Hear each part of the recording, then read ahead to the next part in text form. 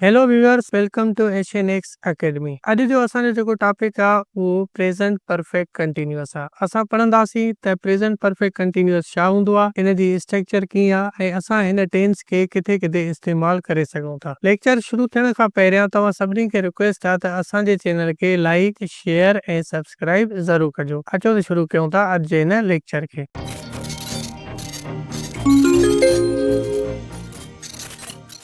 सभ खां पहिरियां प्रेज़ेंट परफेक्ट कंटिन्यूअस टेंस जी डेफिनेशन खे था ॾिसूं। हाणे हिन में लिखियलु आहे the present perfect continuous tense is used to express an action that started in the past and is still continuing और it has recently stopped but has a connection with the present. हाणे इन जी जेका definition आहे उन खे ॿिनि aspects में विरहायो वियो आहे। हाणे पहिरियों एस्पेक्ट इहो आहे त कोई बि एक्शन शुरू थियो पास्ट में ऐं प्रेज़ेंट में उहो एक्शन ख़तम नाहे थियो पर जारी आहे। यादि रखी छॾियो, असां प्रेज़ेंट परफेक्ट टेंस में इन शइ खे डिस्कस कयोसीं त प्रेज़ेंट परफेक्ट टेंस डील कंदो आहे उन्हनि एक्शन सां जेके पास्ट में शुरू थिया ऐं प्रेज़ेंट में अची करे या उहे एंड थिया या उन्हनि जो असांखे रिज़ल्ट मिलियो। प्रेज़ेंट परफेक्ट कंटिन्यूअस टेंस वरी असांखे ॿुधाईंदा त कोई बि एक्शन शुरू थियो पास्ट में ऐं अची करे प्रेज़ेंट में उहो अञा ताईं कंटिन्यूइंग आहे, एंड नाहे थियो। या अगरि कोई बि एक्शन प्रेज़ेंट में अची करे ख़तम थियो आहे त उन जो इफेक्ट या उन जा कॉन्सिक्वेंसेस असांखे प्रेज़ेंट में मिलंदा। Second point, it has recently stop but has a connection with the present, यानी कि उन जो प्रेज़ेंट सां कोई न कोई कनेक्शन ज़रूर हूंदो, उहो एक्शन कंप्लीट हिकिड़ो एंड न थियो आहे। ॿियो लिखियलु आहे this tense highlights duration, continuity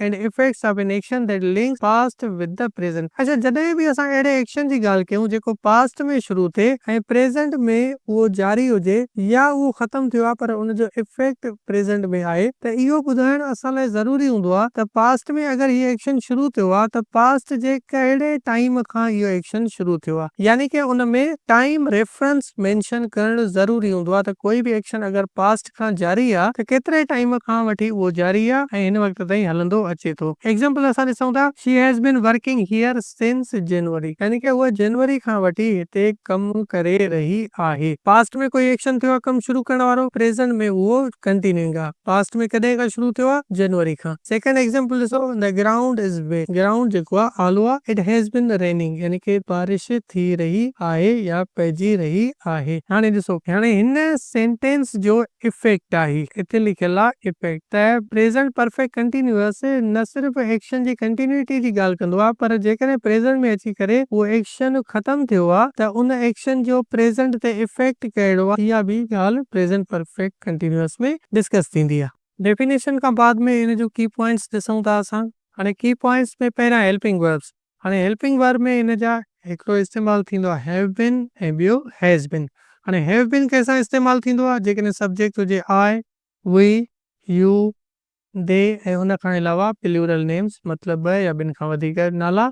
ऐं हैज़ बिन इस्तेमालु कयो वेंदो आहे ही सां, शी, इट ऐं हुन खां अलावा सिंगुलर वर्ब। हिकिड़ी शइ यादि रखी छॾियो, जेके बि प्रेज़ेंट परफेक्ट जा सेंटेंसिस हूंदा आहिनि, अगरि असां प्रेज़ेंट परफेक्ट खे कन्वर्ट कंदा आहियूं पैसिव वॉइस में त ही हेल्पिंग वर्ब्स पोइ हुन में इस्तेमालु थींदो, यानी कि हैव हूंदो आहे त हैव बिन थींदो ऐं हैज़ हूंदो आहे त हैज़ बिन थींदो। पर हिकिड़ो फ़र्क़ु हूंदो आहे त पैसिव में वरी मेन वर्ब जो उते थर्ड फॉर्म इस्तेमालु थींदो आहे ऐं हिते वरी जेको मेन वर्ब आहे उहो असां यूज़ कयूं था प्रेज़ेंट पार्टिसिपल में, यानी कि वर्ब जो फोर्थ फॉर्म। हिकु इहा शइ ऐं ॿियो हिन जे एम्फेटिक में इस्तेमालु थींदो आहे रेयरली। हाणे पहिरियां बि डिस्कस कयोसीं त ही अहिड़ा सेंटेंसिस हूंदा आहिनि प्रेज़ेंट परफेक्ट कंटिन्यूअस में, अहिड़नि सेंटेंसिस जो ज़िक्र कयो वेंदो आहे जेके शुरू थिया पास्ट में ऐं उहे कंटिन्यू थियनि था प्रेज़ेंट में। हाणे पास्ट में जॾहिं शुरू थियो ऐं प्रेज़ेंट ताईं कोई बि एक्शन आयो त इहो ॿुधाइणु ज़रूरी हूंदो आहे त इन एक्शन खे टाइम केतिरो थियो आहे, यानी कि टाइम रेफरेंस असां ज़रूरु ॾींदासीं। पोइ उन जे लाइ इस्तेमालु करे सघूं था सिंस ऐं फॉर। असां हिन जो अलॻि लेक्चर बि रिकॉर्ड कयो आहे, असांजे प्लेलिस्ट में वञी करे सिंस ऐं फॉर जो लेक्चर ज़रूरु ॿुधंदा। त सिंस असां इस्तेमालु कयूं था अ पॉइंट इन टाइम, यानी कि जॾहिं बि एग्ज़ैक्ट टाइम ॿुधाइणो हुजे, ऐं फॉर इस्तेमालु कंदासीं जॾहिं बि असां ड्यूरेशन ऑफ एन एक्शन ॿुधायूं त कोई बि एक्शन केतिरे अरसे खां जारी आहे। एग्ज़ाम्पल लिखियलु आहे, मिसाल जे करे मॉर्निंग चऊं था त सिंस मॉर्निंग इस्तेमालु कंदासीं, या वरी कंहिं बि एग्ज़ैक्ट ईयर खे मेंशन कयूं था त असां उते बि सिंस इस्तेमालु कंदासीं। फॉर आहे मिसाल फॉर 2 hours या फॉर 3 days, 2 कलाकनि खां वठी या वरी टिनि ॾींहंनि खां वठी। हुन खां अलावा ऑल डे आहे, लेटली आहे, रिसेंटली आहे। हाणे ही बि कुझु टाइम फ्रेज़िस आहिनि जिन खे असां इस्तेमालु करे सघूं था इन एग्ज़ाम्पल्स। ईंदड़ स्लाइड्स में असां हिननि टाइम फ्रेज़िस खे पंहिंजनि एग्ज़ाम्पल्स में डिटेल सां कवर कयो आहे। हेल्पिंग वर्ब ऐं मेन वर्ब जे डिस्कस करण खां बाद में ॾिसूं था structure of present perfect continuous tense. हिन जो स्ट्रक्चर कीअं थींदो। हाणे स्ट्रक्चर में सभ खां पहिरियां अफर्मेटिव सेंटेंसिस आहिनि। हाणे अफर्मेटिव सेंटेंस शुरूआत कंदो आहे सब्जेक्ट खां बाद में ऑक्सिलरी वर्ब, हेल्पिंग वर्ब या लिंकिंग वर्ब तव्हां चई सघो था। हाणे इन जा ॿ हेल्पिंग वर्ब्स आहिनि, हिकिड़ो आहे हैव बीन ऐं हैज़ बीन। डिपेंड करे थो त असांजो सब्जेक्ट कहिड़ो आहे। हुन खां बाद में मेन वर्ब इस्तेमालु थींदो प्रेज़ेंट पार्टिसिपल, असां ऑलरेडी डिस्कस कयो आहे, यानी कि वर्ब जो फोर्थ फॉर्म या इनके इंग फॉर्म भी चयो वेंदो आहे। लास्ट में ऑब्जेक्ट या एडवर्ब भी थी सघे थो या कोई भी कॉम्प्लीमेंट वग़ैरह अची सघनि था। एग्जांपल ॾिसूं था, she has been reading a book. हाणे हिन में शी सब्जेक्ट थी वियो, हैज़ बीन हेल्पिंग वर्ब थी वियो, रीडिंग जेको आहे मेन वर्ब थी वियो। She has been reading what, हाणे व्हाट जो आंसर थो ॾे, जवाब आहे बुक, त बुक असांजो थी वियो ऑब्जेक्ट। सेकंड ॾिसो sentence, they have been playing football. They have been playing what, हू छा खेॾी रहिया आहिनि, फुटबॉल, त हिते फुटबॉल ऑब्जेक्ट अची वियो। नेगेटिव सेंटेंसेस खे था ॾिसूं। हाणे नेगेटिव सेंटेंसेस में हैव, हैज़ ऐं जेको बिन आहे, हैव, हैज़ ऐं बिन जे विच में वर्ड ॾींदासीं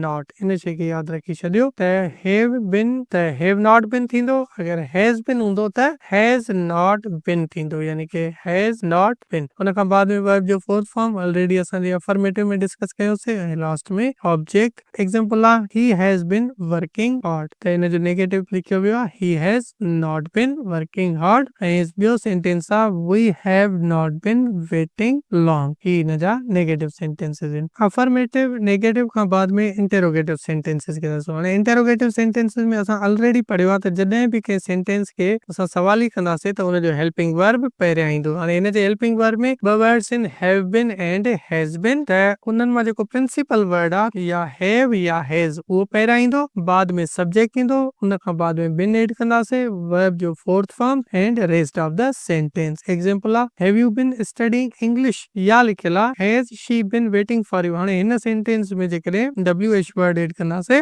त उहो हैज़ या हैव खां पहिरियां ईंदो। लेट्स से असां हिते एड था कयूं वाई, त why has she been waiting for you, हूअ तव्हां जे लाइ छो इंतज़ार कंदी पई रही आहे। अहिड़े तरीक़े सां इंटेरोगेटिव सेंटेंस जो स्ट्रक्चर ठाहियो वेंदो आहे। स्ट्रक्चर खां बाद में की यूसेजेस पढ़ूं था त असां हिन टेंस खे किथे किथे इस्तेमालु करे सघूं था। हाणे हुन में पहिरीं पॉइंट आहे, actions that started in the past and is still continuing. हाणे हीअ उहा ई पॉइंट आहे जेका असां शुरू में पढ़ीसीं, त अहिड़ा एक्शंस जेकी पास्ट में शुरू थिया ऐं हिन वक़्त ताईं जारी आहिनि। एग्जांपल आहे, I have been teaching here for 5 years, यानी कि मां हिते 5 सालनि खां वठी पढ़ाईंदो रहियो आहियां। मतलब एक्शन पढ़ाइण वारो शुरू थियो 5 साल पहिरियां ऐं हिन वक़्त ताईं इहो टीचिंग वारो एक्शन कंटिन्यूइंग आहे। सेकंड एग्जांपल आहे, she has been living here since 2011, उहा 2011 खां वठी हिते रहंदी पे रही आहे। एक्शन शुरू थियो 2011 खां ऐं हिन वक़्त ताईं उहो जारी आहे। सेकंड पॉइंट आहे, action recently stop but its effect is visible now. हाणे ॿी पॉइंट इन जी आहे त उहो एक्शन प्रेज़ेंट में अची करे स्टॉप त थियो आहे, पर उन जो जेको इफेक्ट आहे, उन जा जेके कॉन्सिक्वेंसेस आहिनि, उहे हिन वक़्त ताईं नुमाया आहिनि या ज़ाहिर आहिनि। एग्जांपल ॾिसूं था, ही इज टायर्ड, हाणे हू थकियल आहे, छो, because it has been, sorry हिते लिखियल because he has been running, छो त हू डोड़ंदो रहियो आहे, उन जे करे ही थकियल आहे। हाणे उन जे डोड़ण वारो एक्शन त पूरो थी चुको आहे, पर उन एक्शन जा जेके कॉन्सिक्वेंसेस आहिनि, उहे इफेक्ट्स आहिनि, उहे कहिड़ा आहिनि त ही इज टायर्ड नाउ, हू हिन वक़्त थकियल आहे। सेकंड एग्जांपल आहे, शी इज अस्लीप, हूअ निंड में आहे या उहा निंड करे रही आहे। Why, because she has been working all day, छाकाणि त उहा सॼो ॾींहुं कमु कंदी पई रही आहे। हाणे हिन जे कमु करण वारो एक्शन त कंप्लीट थी चुको आहे, पर उन जो इफेक्ट छा निकितो, शी इज अस्लीप, हूअ हिन वक़्त आराम में आहे। त प्रेज़ेंट परफेक्ट कंटिन्यूअस इन्हनि एक्शन्स लाइ बि इस्तेमालु थींदो आहे जेके प्रेज़ेंट में अची करे एंड थी विया हुजनि, पर उन जो जेको इफेक्ट आहे उहो प्रेज़ेंट में विजिबल हुजे या असांखे महसूस थिए। अच्छा, हिन जो थर्ड यूज़ आहे to emphasize duration of an action. हाणे ही जेको पॉइंट आहे इहा मोर और लेस इन्वॉल्व आहे पहिरीं पॉइंट सां जेका असां डिस्कस कईसीं, त कोई बि एक्शन जॾहिं शुरू थींदो पास्ट में, त ज़ाहिर आहे असां ॿुधाईंदासीं त ही केतिरे अरसे खां वठी हली रहियो आहे, इन में ड्यूरेशन असां ज़ाहिर कईसीं। हाणे एग्जांपल आहे, they have been waiting for 2 hours, मतलब हू 2 कलाकनि खां वठी इंतज़ार कंदा पे रहिया आहिनि या we have been working the